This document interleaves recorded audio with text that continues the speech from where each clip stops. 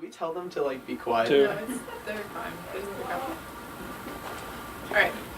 Hi, my name is Lane Higgins, and welcome to This Week on 33rd Street. I'm here with Tom Munson and Colin Henderson, and we're going to break down the weekend for Penn Athletics. So to start off, we have baseball, and they are heading into their most important series of the season against Columbia. Can you tell me a little bit about your predictions? Yeah, it all comes down to this, guys. So, 4-game series against Columbia. Shades harkening back to last year. Penn baseball thought they had the best squad.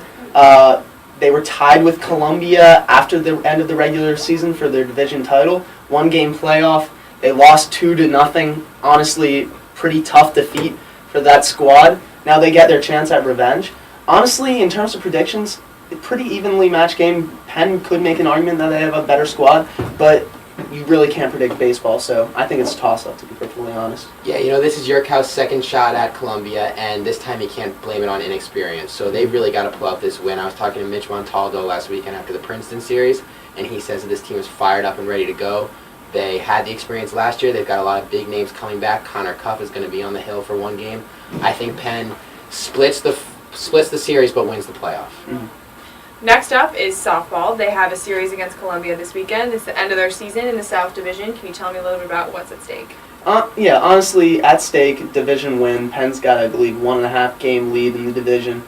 They need 2 wins against Columbia in the 4-game series to clinch up the division. Honestly, it shouldn't be that much of an issue, but looking forward, even though Penn softball has had a really good year, some big bats emerging, including Jerry Joyner, it's going to be tough for them to take down Dartmouth. They're not in the stronger division, so I think they'll pull it out this weekend. But I do not believe they will be Ivy champions.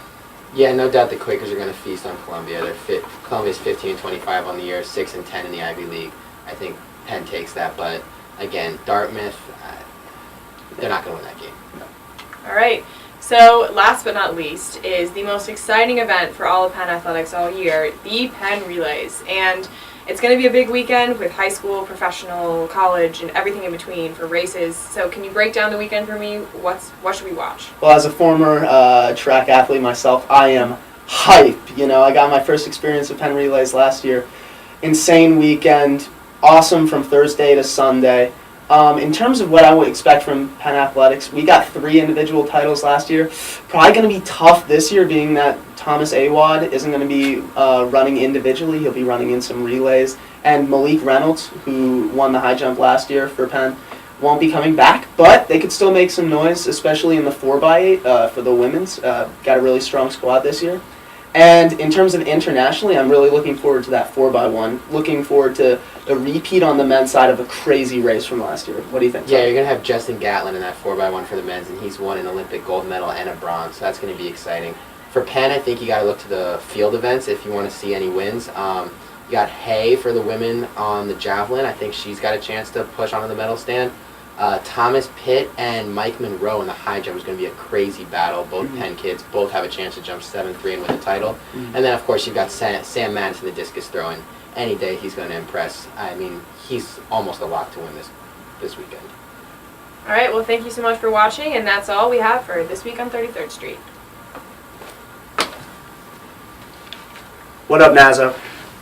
I'm not doing this. All right. Good.